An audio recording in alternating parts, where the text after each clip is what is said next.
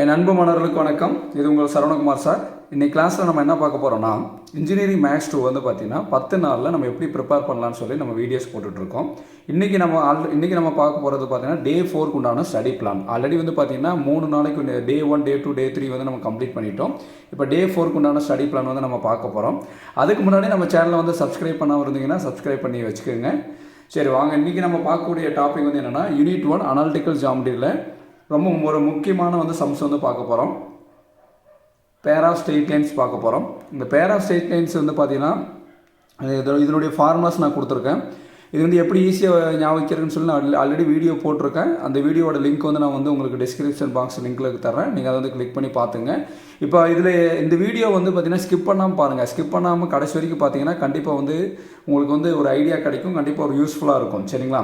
இப்போ வந்து என்ன பேர் ஆஃப் ஸ்ட்ரெயிட் லைனுடைய கண்டிஷன் என்னன்னா ஏபிசி. ஃபர்ஸ்ட் வந்து என்ன டயகனல் எழுதிட்டு அடுத்து ஹெச்ஜி எழுதுங்க, அடுத்து ஹெச்ஜி எழுதுங்க, அடுத்து எஃப் ஈக்குவல் டு 0. அதாவது ஏஹெச்ஜி ஹெச்பிஎஃப் ஜிஎஃப்சி ஈக்குவல் டு 0. இதை வந்து பேர் ஆஃப் ஸ்ட்ரெயிட் லைனுடைய ஃபார்முலா.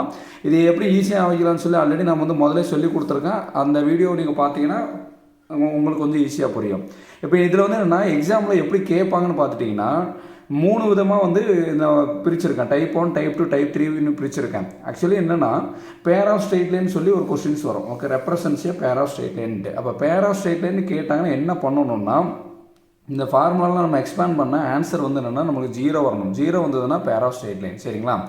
அப்போ என்னென்னா அந்த so that the equation 21x² - xy - 10y² + 5x + 13y - 4 = 0 represents pair of straight line கொடுத்துருக்காங்க. அதே மாதிரி ஒரு 2 சம்ஸ் வந்து நான் கொடுத்துருக்கேன். செகண்ட் சம், தேர்ட் சம் கொடுத்துருக்கேன். இது ப்ராக்டிஸ் பண்ணி பார்த்துங்க. டைப் 2 ப்ராப்ளத்தில் என்ன பண்ணுவான்னு கேட்டாங்கன்னா இதில் வந்து பார்த்தீங்கன்னா எந்த வேல்யூ மிஸ் பண்ணி வராது. டைப் 2 ப்ராப்ளம் வந்து அதே தான். பேர் ஆஃப் ஸ்ட்ரெயிட் லைனுங்கிற கண்டிஷன் யூஸ் பண்ணி நம்ம வந்து என்னென்னா அந்த கேனுடைய வேல்யூ கண்டுபிடிக்கணும். இங்கே வந்து ப்ளஸ் கேன்னு கொடுத்துருக்காங்க. ஒரு வேல்யூ மிஸ் பண்ணி கேட்குறாங்க. அப்போ அந்த வேல்யூ வந்து நம்ம கண்டுபிடிக்கணும். இந்த ப்ளஸ் கேன்னு கேட்கலாம், இல்லைனா ப்ளஸ் சின்னு கூட கேட்கலாம். சரிங்களா? அடுத்து செகண்ட் ப்ராப்ளத்தில் பாருங்கள், ப்ளஸ் கேன்னு கேட்டிருக்காங்க. கேயோட மதிப்பை கண்டுபிடிக்கணும்.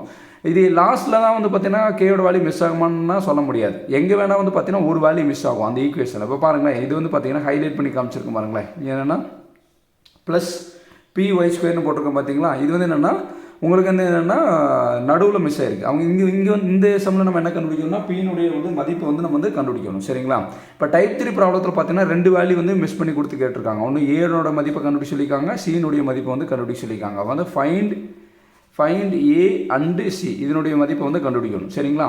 இப்போ இந்த ப்ராப்ளம் ஆல்ரெடி நான் ஒர்க் அவுட் பண்ணியிருக்கேன்.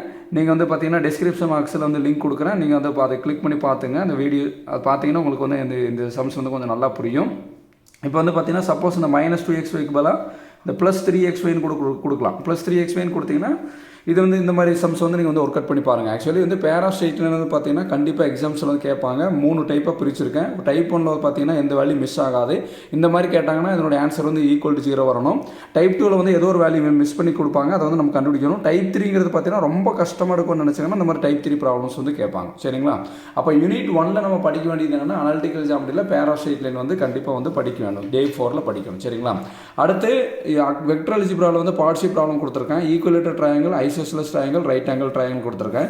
இது 3க்குமே பார்த்தீங்கன்னா ஹிண்ட் வந்து நான் கீழே கொடுத்துருக்கேன், பார்க்கலாம். இப்போ அதாவது என்ன கொஸ்டினில் வந்து பொசிஷன் வெக்டர்னு கொடுத்துருந்தாங்கன்னா நம்ம OA vector, OB vector, OC vector எழுதிக்கணும். பொசிஷன் வெக்டர் எப்பயுமே கேபிட்டல் லெட்டர் எழுதணும்.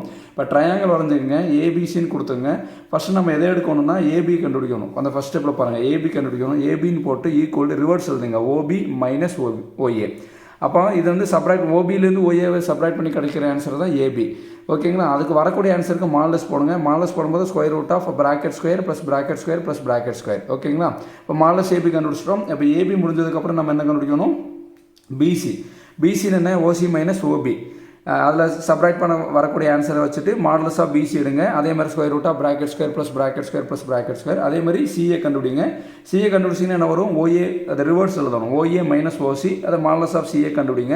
இந்த 3 ஆன்சர் ABயோட ஆன்சரும் BCயோட ஆன்சரும் Cயோட ஆன்சர் 3 ஆன்சரும் ஒரே மாதிரி ஈக்குவலாக வந்ததுன்னா அது பேர் ஈக்குவலேட்டர் ட்ரையாங்கிள். சரிங்களா? ஐசோசெலஸ் ட்ரையாங்கிள்னு என்னென்னா எனி டூ சைட்ஸ் ஏதாவது 2 சைடு ஈக்குவலாக வந்து ஐசோசெலஸ் ட்ரையாங்கிள். இப்போ வந்து என்னென்னா மாடலஸ் ஆஃப் ஏபியோட வேல்யூ இப்போ மாடலஸ் ஆஃப் ஏபியோட வேல்யூ √6ன்னு வருதுன்னு வைங்களேன். அடுத்து மாடலஸ் ஆஃப் பிசியோட வேல்யூ √5ன்னு வரலான்னு வச்சுக்கலாங்களேன். மாடலஸ் ஆஃப் சியோட வேல்யூ வந்து √6. அப்போ பார்த்தீங்கன்னா இதில் வந்து √6 அதாவது ஏபியும் சிஏவும் ஈக்குவலாக இருக்குது. அப்போ அதனால் எனி டூ வேல்யூஸ், அதாவது ஏதாவது ரெண்டு சைடோட வேல்யூ ஈக்குவலாக இருந்தால் அது பேர் ஐசோசெலஸ் ட்ரையாங்கிள். இப்போ ரைட் ஆங்கிள் ட்ரையாங்கிள்னு கேட்டாங்கன்னா நம்ம என்ன பண்ணோம்னா இதே ஸ்டெப் தான் பண்ணோம். OA OB OC எல்லாம் போட்டு modulus of AB modulus BC modulus CA கண்டுபிடிச்சி எக்ஸ்ட்ரா ஒரு ஸ்டெப் மட்டும் போடணும். அந்த ஸ்டெப் தான் என்னென்னா ஸ்டெப் 4 வந்து போடணும். சரிங்களா? அதுக்கு என்ன பண்ணால் யூஸிங் பித்தாகரஸ் தியரம் யூஸ் பண்ண போகிறோம். சரிங்களா? இந்த பித்தாகரஸ் தியரத்துக்கு வந்து பார்த்தீங்கன்னா ரைட் ஆங்கிள் ட்ரையாங்கிள், தமிழில் வந்து செங்கோண முக்கோணம்னு சொல்லுவாங்க, வரைஞ்சிக்கங்க. இது பெருசாக இருக்குது பார்த்தீங்கன்னா, இதுதான் ஹைபாட்னஸ், தமிழில் கர்ணம்னு சொல்லுவாங்க. இங்கே ஹைபாட்னஸ் ஜாஸ்தி வேல்யூ இங்கே கொடுத்துக்குங்க. இங்கே வந்து என்ன ஆப்போசிட், இங்கே தீட்டான்னு எடுத்திங்கன்னா இது ஆப்போசிட் வேல்யூ, இங்கே அட்ஜசன்ட் வேல்யூ வந்து இங்கே. சரிங்களா?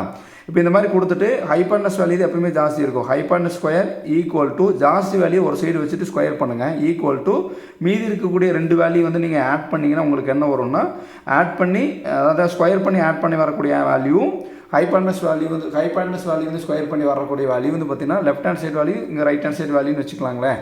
ரெண்டு ஈக்குவலாக இருந்தால் அது பேர் என்ன, right angle triangle. Right angle triangle கேட்டாங்கன்னா ஒரு ஸ்டெப் வந்து எக்ஸ்ட்ரா வந்து போடணும். சரிங்களா? இதுக்கு உண்டான எல்லா ப்ராப்ளத்துக்கு உண்டான ஆன்சர்ஸ் வந்து ஆல்ரெடி நான் வந்து என்ன வீடியோ போஸ்ட் பண்ணியிருக்கேன், டிஸ்கிரிப்ஷன் பாக்ஸில் கொடுக்குறேன், அதை வந்து நீங்கள் கிளிக் பண்ணி பார்த்துங்கம்மா. அடுத்து ஆங்கிள் அண்ட் ப்ரொஜெக்ஷன் படிக்கணும், அடுத்து வந்து மியூச்சுவலி பெர்பெண்டிகுலர் படிக்கணும். சரிங்களா?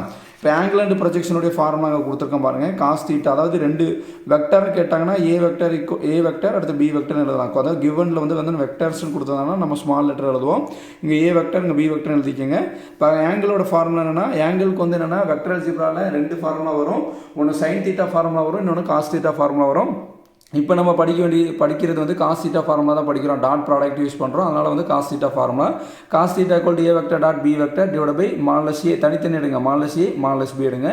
ப்ரொஜெக்ஷன் கேட்டாங்கன்னா ஒன்றுமே இல்லை, ஆங்கிள் ஃபார்முலாவே தான், A dot B divide by இதில் வந்து பார்த்தீங்கன்னா மாலஸ் ஆஃப் பியோட வேல்யூ வந்து மறைச்சிக்கோங்க, அப்போ மாலஸ் பி, இவ்வளவு தான். ஓகேங்களா?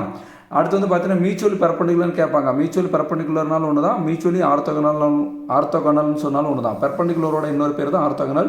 இப்போ வந்து பார்த்தீங்கன்னா ஏபிசிங்கிற 3 வெக்டர் கொடுத்ததுனா ஃபஸ்ட்டு ஏ டாட் பி கண்டுபிடிக்கணும். ஆன்சர் வந்து 0 வந்ததுன்னா பெர்பெண்டிகுலர். அப்போ பிக்கு சிக்கு கண்டுபிடிக்கணும், டாட் ப்ராடக்ட் எடுக்கணும், ஆன்சர் 0 வந்தால் பெர்பெண்டிகுலர். அடுத்து சிக்கு ஏக்கு கண்டுபிடிக்கணும், ஆன்சர் 0 வந்தால் பெர்பெண்டிகுலர். எல்லாமே பெர்பெண்டிகுலர் வந்ததுனால ஏபிசிங்கிறது கொடுத்தக்கூடிய வெக்டர்ஸ் வந்து மியூச்சுவலி பெர்பெண்டிகுலர்னு நம்ம சொல்லணும். சரிங்களா? அதுக்குண்டான ப்ராப்ளம் வந்து நாங்கள் கொடுத்துருக்கோம் பாருங்கள். பொசிஷன் வெக்டர்னு கொடுத்தாங்கன்னா OA OB OC எழுதிட்டு இப்போ இங்கே ஈக்குவலேட்டர் ட்ரையாங்கிள்னு சொல்லி ப்ரூவ் பண்ண சொல்லியிருக்காங்க. அதே பொசிஷன் வெக்டர் கொடுத்துட்டு ரைட் ஆங்கிள் ட்ரையாங்கிள் கேட்டிருக்காங்க. ரைட் ஆங்கிள் ட்ரையாங்கிள் ப்ராப்ளம்னா எக்ஸ்ட்ரா வந்து ஒரு ஸ்டெப்ஸ் வந்து நம்ம போடணும். இதில் பாருங்களேன், ஆங்கிள் கேட்டிருக்காங்க. ஆங்கிள்னா காஸ் தீட்டா யூஸ் பண்ணுறோம். அடுத்து find the projection of the vector also, மேலும் find the projection of the வெக்டர்னா ஒரே சம்மில் ஆங்கிளையும் கண்டுபிடி சொல்லியிருக்காங்க, ப்ரொஜெக்ஷன் கண்டுபிடி சொல்லியிருக்காங்க. அடுத்து ஃபோர்த் ஒரு ப்ராப்ளம் கொடுத்துருக்கேன், அந்த மியூச்சுவலி பெர்பெண்டிகுலர்னால ஒன்று தான். சம்டைம்ஸ் கொஸ்டினில் வந்து மியூச்சுவலி ஆர்த்தோகனல்னு கேட்பாங்க. ஆர்த்தோகனல்னாலும் டாட் ப்ராடக்ட் தான். ஃபஸ்ட் ஏ டாட் பி கண்டுபிடிக்கணும், அடுத்து பி டாட் சி கண்டுபிடிக்கணும், அடுத்து என்ன பண்ணணும், சி டாட் ஏ வந்து கண்டுபிடிக்கணும். சரிங்களா? எல்லா ஆன்சர் 0 வந்ததுன்னா இது மியூச்சுவலி ஆர்த்தோகனல். சரிங்களா? இப்போ இன்றைக்கி நம்ம டே 4ல் படிக்க வேண்டியது என்னன்னு கேட்டிங்கன்னா, பேர் ஆஃப் ஸ்ட்ரெயிட் லைன் படிக்கணும். அடுத்து வந்து பார்த்துட்டிங்கன்னா triangle, equilateral triangle, isosceles triangle, right angle triangle, அடுத்து angle and projection, mutually perpendicular, அந்த சம்ஸ் எல்லாமே நம்ம வந்து நல்லா தரப்படுறோம்.